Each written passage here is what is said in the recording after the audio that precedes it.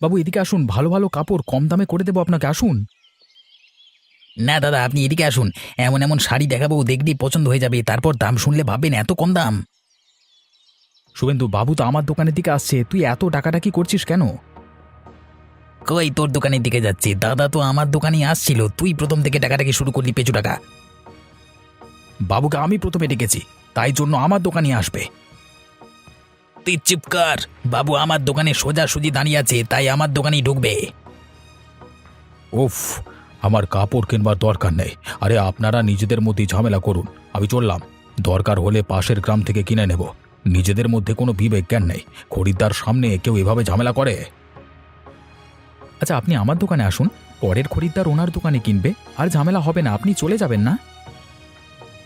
না রে বলরাম, দাদা আমার দোকানে এখন ঢুকুক, পরের খরিদ্দারকে তুই নিস, ব্যাস তাহলেই তো হয়ে যায়। আরে আমি এত কিছু বলবার পর তাও নিজেদের মধ্যে ঝামেলা করছেন। থাক, আমি আর কাপড় কেনবার দরকার নেই আমার। এই আমি চললাম এখান থেকে, ধর।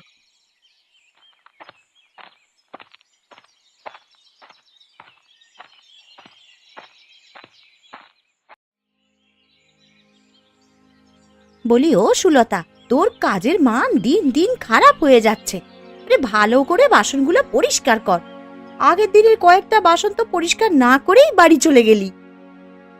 তা গিন্নিমা, আমি তো আপনাকে বলেই গেলাম বাড়িতে বাবা অসুস্থ, ওষুধ নিয়ে তবে আমি বাড়ি যাব, তাই তো তাড়াতাড়ি চলে গেলাম। আচ্ছা আচ্ছা, সেসব না হয় ঠিক আছে, আজকে এখন ভালো করে পরিষ্কার কর দেখিনি। আজকে সব কাজ সম্পন্ন করিস কিন্তু বাবা। হ্যাঁ গো হ্যাঁ গিন্নিমা, ও অবশ্যই করব, কিন্তু আপনাদের কাছে কাজ করছি তো প্রায় 4 বছর তো হয়ে গেল, দেখেছেন আমি কোনোদিনও কাজে ফাঁকি দিয়েছি? না না, সে তুই কাজে ফাঁকি দিস না তা আমি জানি। তা ঠিক আছে, তুই তোর কাজ কর, আমি ভেতরে গেলাম। সব বাসন পরিষ্কার করে তারপরে বাড়ি যাস কিন্তু। ও, আপনি কোনো চিন্তা করবেন না, সব বাসনগুলোকে একেবারে পরিষ্কার করে এই পুরো বাড়িটাকে ঝাঁটা দিয়ে তারপরেই আমি যাব। তাহলে তো আরোই ভালো কথা। ঠিক আছে, এই চটপট কাজগুলো করে নে।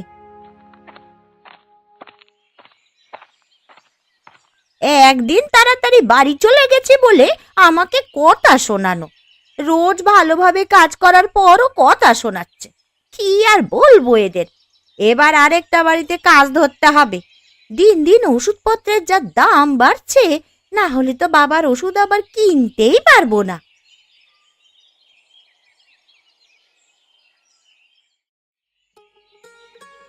তা মিতা, তোমার সাথে অনেক দিন পর দেখা হলো, কেমন আছো? সব ঠিকঠাক চলছে তো? হ্যাঁ কাকিমা, এই সব কিছু ঠিকঠাকই চলছে, আর আমরা ভালোই আছি। আপনারা কেমন আছেন? বয়স তো বাড়ছে, কেমন আর থাকবো বলো, ওই আস্তে আস্তে চলে যাচ্ছে আর কি। রোগ অসুখে শুধু টাকা খরচ হয়েই যাচ্ছে। তবু তো আপনার ছেলের ওষুধের দোকান, ওখান থেকেই ওষুধ পেয়ে যান, আর দোকানে মুনাফা তো আর কম হয় না, সব সময়ই খরিদ্দার। বিধাতার অশেষ কৃপা মা, সারা জীবন যেন এইরকম ভাবেই চলে। বলছি কাকিমা, তোমাদের বাড়ির ওদিকে কোনো কাজের মহিলা আছে? ওই একবেলা এসে কাজ করে দিয়ে যাবে, যেমন এই বাসন পরিষ্কার, বাড়ি ঝাড়ু দেওয়া, এইগুলো আর কি। হ্যাঁ, তা আছে একজন, নাম তার সুলতা, ও আরো একটা বাড়িতে কাজ করে। তুমি যদি চাও আমি বলতে পারি, তবে ও ওর সময় মতন নিয়ে কাজ করে দিয়ে আসবে কিন্তু। সে ঠিক আছে, আপনি বলবেন তাহলে, আমাদের কোনো অসুবিধা নেই। একদিন দেখা করতে বলবেন, ওই দিন থেকেই কাজ শুরু হবে। আচ্ছা ঠিক আছে, আমি তাহলে বলে দেব। আমাদের গ্রামে তো কাজের মেয়ে আছে মাত্র 2টো, তার মধ্যে একজন 4টে বাড়িতে কাজ করে, সে তো আর সময় পাবে না। তা সুলতাকে বললে হতে পারে। আপনি কথা বলে নেবেন কাকিমা, আমাদের বাড়িতে একবার আসতে বলবেন, সেই দিন থেকেই কাজ শুরু হবে, আর মাসে ওই 6,000 টাকা বেতন দেব। আচ্ছা মা, এবার আমি আসি, বাড়িতে গিয়ে আস্তে আস্তে কাজগুলো আবার করতে হবে, তাড়াহুড়ো করে তো আর পারি না। হ্যাঁ কাকিমা, আপনি আস্তে আস্তে যান।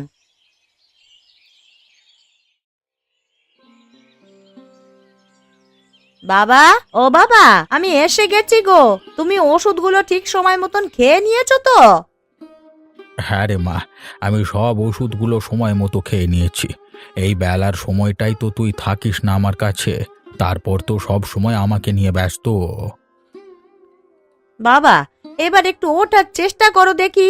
এই দেয়ালটায় একটু হেলান দিয়ে বসো তো, আমি খাবার নিয়ে আসবো, খেতে হবে তো। বাবা, তুমি এবার বসো, আমি রান্নাঘর থেকে খাবারটা নিয়ে আসছি। বাপ বেটি মিলে দুজনে একসাথেই খেয়ে নেব। আচ্ছা রে মা, তুই যা করবার কর, আস্তে আস্তে করিস। বেশি তাড়াহুড়ো করতে হবে না, আমি তোর জন্য বসে আছি। মারে, তোকে নিয়ে আমার খুব চিন্তা। একটা ছেলের সাথে বিয়ে দিলাম, সেও তোকে ছেড়ে দিল। আমি কোনো দায়িত্ব পালন করতে পারলাম না। বাবা, তুমি এখন এসব কথা ছাড়ো দেখি। আমি তোমার সাথে খুব ভালো আছি, যা হয় ও ভালোর জন্যই হয়। ওই বাড়িতে আমি তো ভালো ছিলাম না, এখন এখানে আমি ভালোই আছি বাবা, তোমার সাথে আছি, দেখাশোনা করছি। আমি বাবা এখানে ভালোই আছি। মারে, তুই আমার জন্য যা করেছিস, বেশিরভাগ সন্তান এরকম করে না। হ্যাঁ, এখনকার আবার যুগ হয়েছে, বাবা মা দেখাশোনা করবে না বলে বৃদ্ধাশ্রমে দিয়ে আসছে। আর এইদিকে তুই এত করেছিস আমার জন্য। যারা নিজের মা বাবাকে ভালোবাসে না তারা করে ওটা। আমি তো তোমাকে ভালোবাসি, বলো।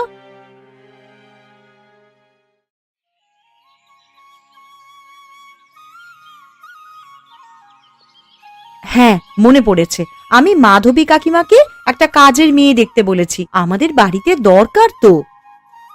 আচ্ছা, সে তুমি ভালোই করেছো। কত করে বেতন দিয়ে দেবো সেটা বলে দিয়েছো তো কাকিমাকে, নাকি? হ্যাঁ, বলে দিয়েছি ৬,০০০ টাকা বেতন দেব। আমাদের পাশের বাড়ির, অর্থাৎ ওই বলরাম দাদা, ওদের বাড়িতে যে কাজ করে, ওরা তাকে ওই ৬,০০০ টাকাই দেয়। ওদের বাড়িতে কাজ করে একটা মেয়ে শুনেছি, তবে দেখিনি কোনোদিন। ওদের দেখে কি হবে, আমি মাধবী কাকিমাকে বলেছি তো, নিশ্চয়ই খুঁজে দেবে, দেখো। আজকে সকালে কি হয়েছে জানো? কি হয়েছে গো? সকালে আমার দোকানে খরিদ্দার এসেছিল। বলরাম তাকে ডেকেছে তার দোকানে যাওয়ার জন্য। এই জন্যই দুজনের মধ্যে বিবাদ শুরু হলো। খরিদ্দার বিরক্ত হয়ে কারোর দোকান থেকে কোনো জিনিস না কিনেই চলে গেল। এটা তো একদম উচিত নয়। বলরাম দাদার জন্য তোমার খরিদ্দার হাতছাড়া হয়ে গেল, এরকম চললে তো ব্যবসা বন্ধ করতে হবে। এই জন্যই বলরামকে রাগ ধরে যায়, নিজের ব্যবসা নিয়ে থাক না, আমারটা আবার নাক গলাচ্ছে কেন? হ্যাঁ, হ্যাঁ, সেটাই ঠিক আছে, কি আর করা যাবে বলো।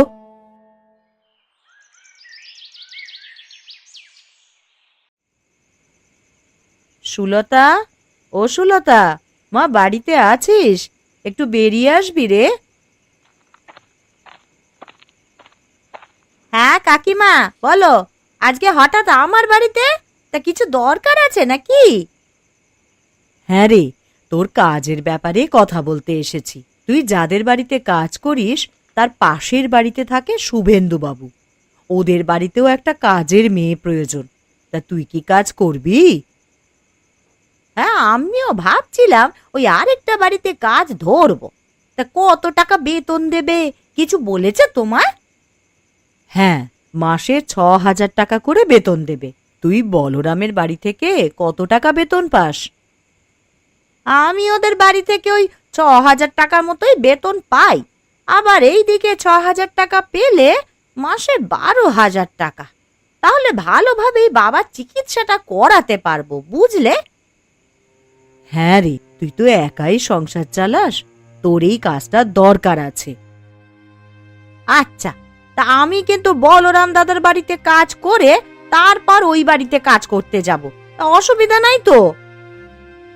ওরা বলেছে তুই তোর সময় মতন এসে কাজ করে দিবি, তাহলেই হবে। আর কাল সকালে কাজ করে ওদের বাড়িতে একবার যাস, একেবারে কাজ শুরু করে দিবি। ওইটাই ভালো হবে। কাকিমা, তোমাকে অসংখ্য ধন্যবাদ গো, এই কাজটা খুঁজে দেওয়ার জন্য। শুধু ধন্যবাদ দিলে হবে না, কিন্তু একদিন মিষ্টি খাওয়াতে হবে। হ্যাঁ হ্যাঁ, নিশ্চয়ই খাওয়াবো, কেন খাওয়াবো না। ঠিক আছে, এখন আমি তাহলে এলাম। কাল সকালবেলায় তাহলে চলে যাস শুভেন্দুর বাড়িতে।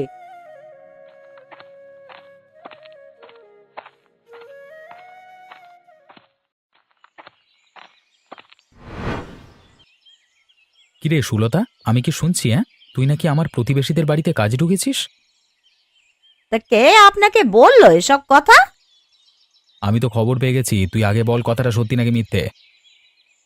হ্যাঁ, কথাটা সত্য। কিভাবে কাজে ঢুকেছি তো, তোমার বাড়িতে কাজ করে তারপর ওনাদের বাড়িতে কাজ করতে যাব। আচ্ছা, সে ঢুকেছিস, আমি সেই নিয়ে কিছু বলবো না, তবে আমার বাড়িতে কাজ যেন ভালো হয়। যদি আমি শুনেছি ওর বাড়িতে বেশি কাজ করেছিস, আমার বাড়িতে কম, তাহলে কিন্তু তোর খবর আছে। না না, আমি দুটো বাড়িতেই সমানভাবে কাজ করব, কারোর বাড়িতে কম বেশি করব না। এখন সামনে থেকে সরুন দেখি, ভেতরে যেতে দিন, বাসনগুলো সব পরিষ্কার করতে হবে। ওহ, এখন খুব তাড়া বেড়ে গেছে না রে? তোর দাদা তোর সাথে দুটো কথা বলছে, কথা বলা গেল না। গিন্নিমা, ওই রকম কোনো ব্যাপারই না। কাজের দেরি হয়ে যাচ্ছিল বলেই তো চলে এলাম। আবার আপনার বাড়ির কাজ শেষ করে ওই বাড়িতে যেতে হবে তো, বুঝতেই তো পারছেন মাথায় চাপ আছে। তা তোর দাদা যেটা বললো সেটা যেন মাথায় থাকে, দুটো বাড়িতেই সমানভাবে কাজ করবি, বুঝলি? আমার বাড়িতে কম যেন না হয়। না গিন্নিমা, হবে না। তবে ওনাদের সাথে আপনাদের এত শত্রুতা কিসে বলেন তো? আমি কাজ করতে যাব বলে তাও এরকম করছেন। তোকে এসব বিষয়ে মাথা গলাতে হবে না, যেটা বলা হয়েছে শুধুমাত্র সেটাই করবি। আর গিন্নি, আমি দোকানে যাচ্ছি। আচ্ছা, সাবধানে যাও।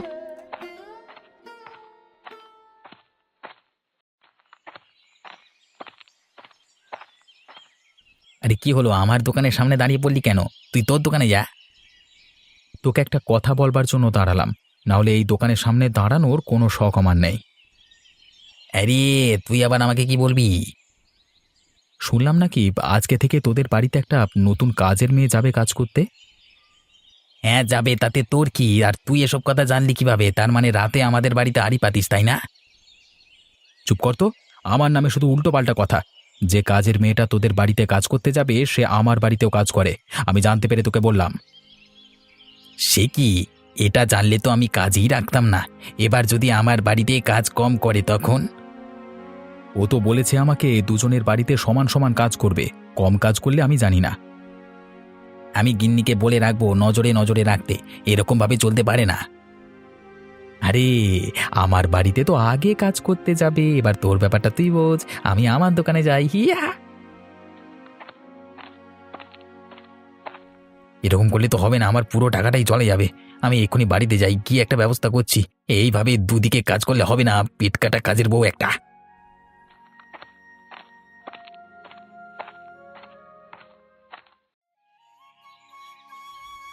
গিন্নিমা, কোথায় গেলেন?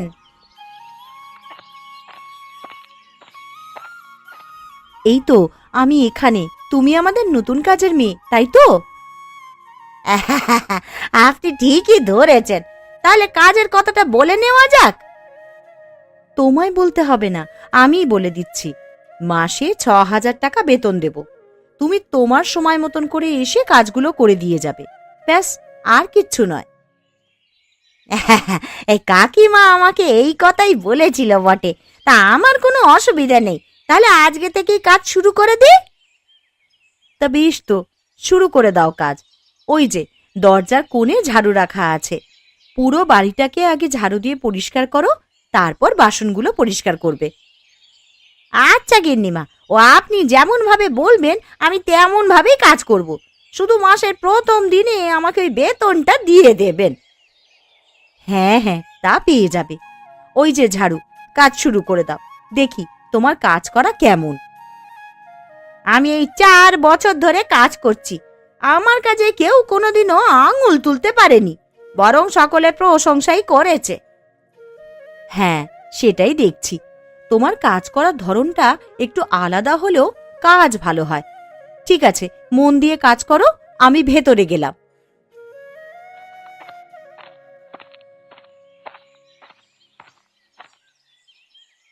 বাবা, কোথাও বেরোচ্ছিস নাকি রে?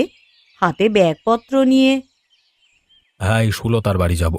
ওর বাবার জন্য ওষুধ কিনেছিল, সেগুলোই দিয়ে আসবো। অনেক করে অনুরোধ করে গেছে দোকানে এসে। হ্যাঁ, তুই দিয়েই আয় বাবা। ওর বাবা তো আবার শয্যাশায়ী, আর সুলতা তো বাড়ি বাড়ি কাজ করতে বেরিয়ে যায়। যা বাবা, তুই দিয়ে আয়।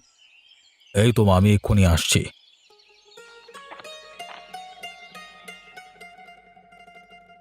কাকু, কাকু, এই সুলতা ওষুধগুলো দিয়ে আসতে বলেছিল, কোথায় রাখবো? হ্যাঁ, মোহিত নাকি? আমায় তো বলে গেল মোহিত আসবে। হ্যাঁ কাকু, আমার নাম মোহিত। শুধু ওষুধগুলো কোথায় রাখবো? আপনার পাশে রেখে দেবো নাকি? হ্যাঁ হ্যাঁ, আমার পাশের টেবিলটাতেই রেখে দাও। ওখান থেকে আমি নিয়ে খেতেও পারবো, উঠতে তো পারি না। এই যে কাকু, তোমার পাশের টেবিলটাতেই ব্যাগটা রেখে দিলাম। ব্যাগের ভেতরেই ওষুধপত্র আছে, আমি চললাম। এ বাবা, চলে যাচ্ছ কেন? টাকাটা নিয়ে যাও। আপনার মেয়ে সবকিছু আগেই মিটিয়ে দিয়েছে। ওষুধগুলো দিয়ে যেতেই আমার দেরি হলো। অসংখ্য ধন্যবাদ তোমাকে, তুমি আমাদের বাড়ি বয়ে ওষুধগুলো দিয়ে গেলে। আর কোনো দরকার নেই কাকু, মানুষ মানুষের পাশে দাঁড়াবেই, এতে ধন্যবাদ দেওয়ার কি আছে?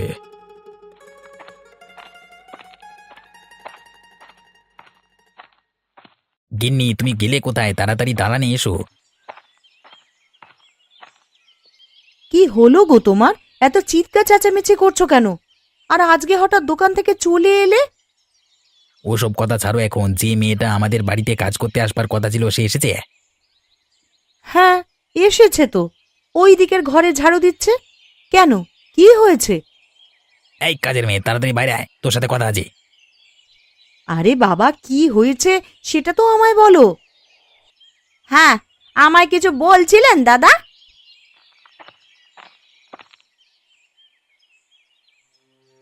তুমি কি আমাদের প্রতিবেশীর বাড়িতে কাজ করো, মানে বলরামের বাড়িতে? হ্যাঁ, কাজ করি তো। ওখানে কাজ করে তারপরই তো আপনার বাড়িতে কাজ করতে আসছি। আমি এবার এই রকমই করব।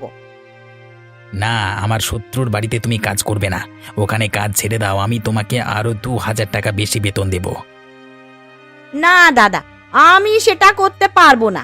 2,000 টাকা বেশি দিলে আমার বেতন হচ্ছে 8,000 টাকা, আর দুই বাড়িতে কাজ করলে মোট বেতন হচ্ছে 12,000 টাকা।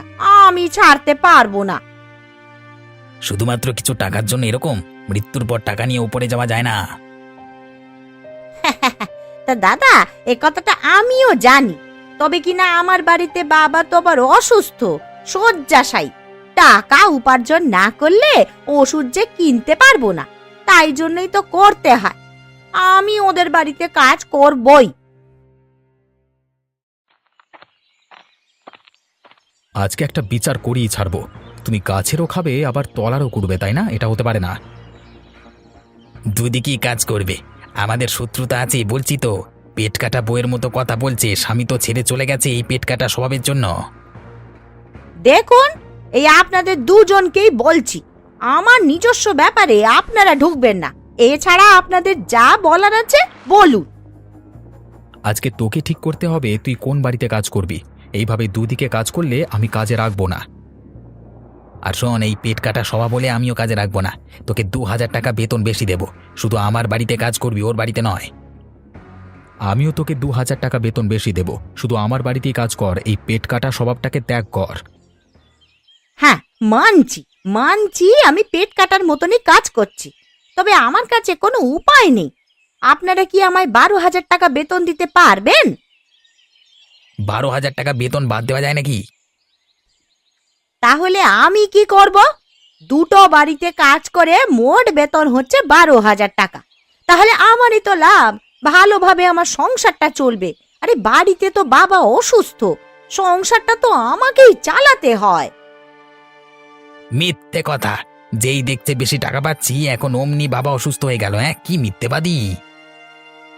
শুনুন, আমি মিথ্যেবাদী নই।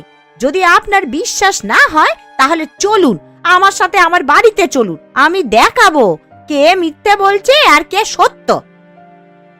হ্যাঁ চল, আমরাও দেখবো, চল।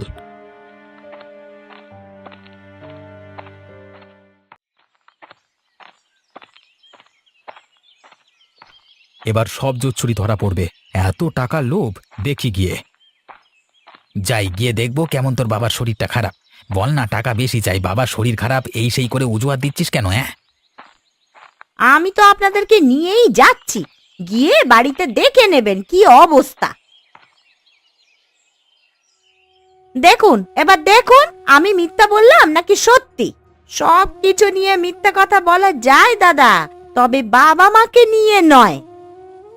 আমাকে ক্ষমা করে দাও সুলতা, আমার ভুল হয়ে গেছে, আমি রাগের মাথায় যা তা বলে ফেলেছি।